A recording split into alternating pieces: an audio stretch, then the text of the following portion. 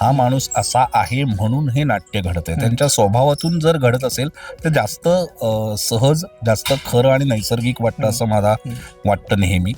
की आधीचे संस्कार आणि माझं जगणं मॅच होत नाहीये, त्यामुळे कुठले परंपरा आणि यांना मी फाटा द्यायचा आणि कुठे जगण्याला, हे जे कन्फ्युजन आहे ते इतकं सुंदर त्या मधल्या पिढीच्या जगण्यातून आलं. आणि खरं वाटणं जे असतं ना, ते जर खरं झालं तरच ते प्रेक्षकांना भिडतं आणि प्रेक्षकांबरोबर राहणारं नाटक मला करायला जास्त आवडतं. नुसतंच एक 2-2.5 तास मनोरंजन केलं आणि जाताना विसरून गेले नाटक तर नाही, तर ते घरी घेऊन गेले पाहिजेत नाटक, काहीतरी त्याचं इथे झालं पाहिजे. मला असं वाटतं ना, जेव्हा समविचारी चॉईसच्या बाबतीतली समविचारी माणसं जेव्हा एकत्र येतात ना, तेव्हा ती सगळी पॉझिटिव्ह एनर्जी येते. क्रिएटिव्ह मतभेद असू शकतात.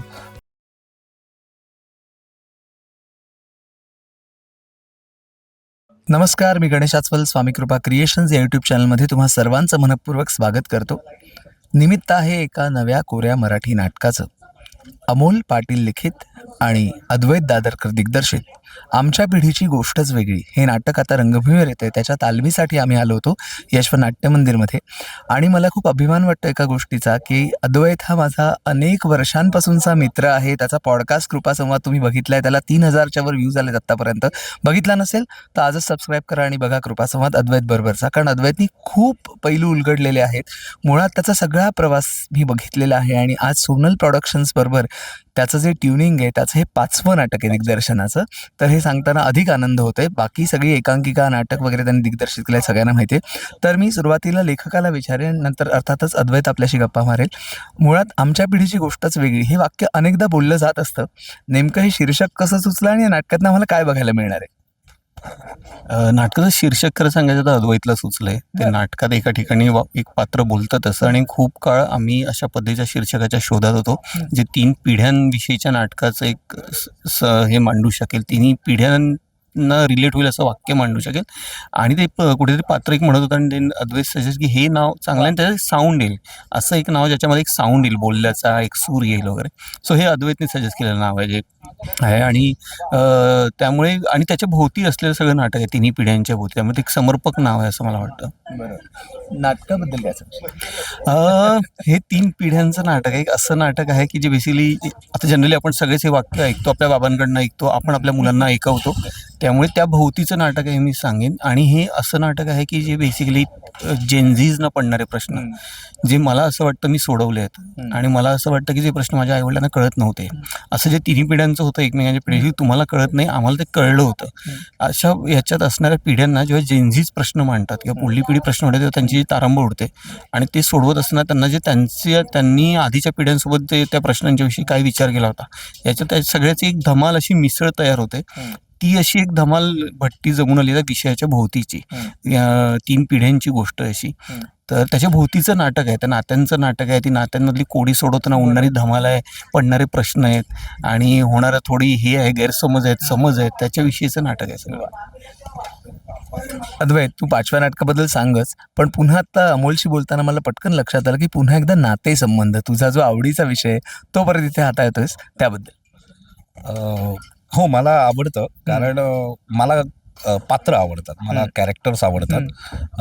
मला एक मोठ्या घटना किंवा नाट्यात्मक घटना आणि काहीतरी खूप मेजर ड्रामा घडतोय, त्यापेक्षा माणसाच्या स्वभावातून घडणारं नाट्य. करेक्ट. हा माणूस असा आहे म्हणून हे नाट्य घडतंय. त्यांच्या स्वभावातून जर घडत असेल तर जास्त सहज, जास्त खरं आणि नैसर्गिक वाटतं असं मला वाटतं नेहमी. कारण घटना, प्रत्येकाच्या आयुष्यात काही ड्रामा नसतो असं मला नेहमी वाटतं. काय सगळ्यांचं आयुष्य एवढं ड्रॅमॅटिक नसतं.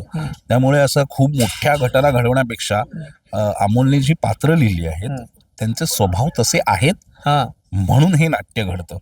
त्यातल्या वडिलांना जो अहंकार, इगो आहे सुरुवातीचा, प्रत्येक त्या पिढीत, जुन्या पिढीत तो होता, ते खरं वाटतं. आणि आता आमची जी पिढी आहे मिलेनियल्स, ती कन्फ्यूज पिढी, की आधीचे संस्कार आणि माझं जगणं मॅच होत नाहीये, त्यामुळे कुठले परंपरा आणि ह्यांना मी फाटा द्यायचा आणि कुठे जगण्याला हे जे कन्फ्युजन आहे ते इतकं सुंदर त्या मधल्या पिढीच्या जगण्यातून आलं. आणि आत्ताची जेनझी पिढी ज्यांचा काहीतरी विचार आहे, ज्यांना काहीतरी असं वाटतंय की नाही आतापर्यंतच हे नक्की नकोय, मला हे अशा पद्धतीने जगायचंय आणि मला आनंदी राहायचंय, मेंटल हेल्थ वर जास्त फोकस असणारी ही जेनझी पिढी हे त्याच्या पात्रांच्या जगण्यातून आलेलं आहे आणि त्यांचे स्वभाव तसे आहेत. म्हणून हे नैसर्गिक आणि अत्यंत विनोदी आणि हलकं-फुलकं छान शैलीतलं एक नाटक आहे.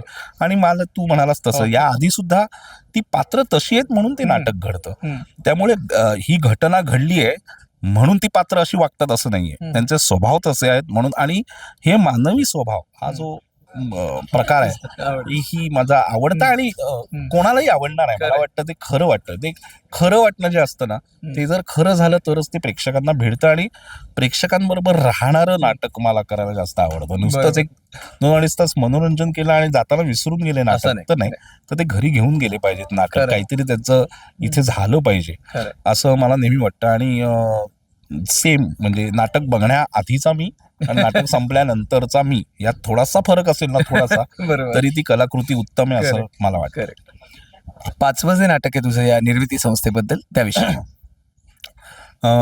सोनल प्रोडक्शन्स बरोबर काम करताना मला खरंच खूप मजा येते, कारण नंदू कदम जेव्हा मी गोष्ट तशी गमतीची पहिलं नाटक केलं तेव्हापासून आतापर्यंत न बदललेली गोष्ट आहे म्हणजे नंदू कदम, ते तसेच आहेत.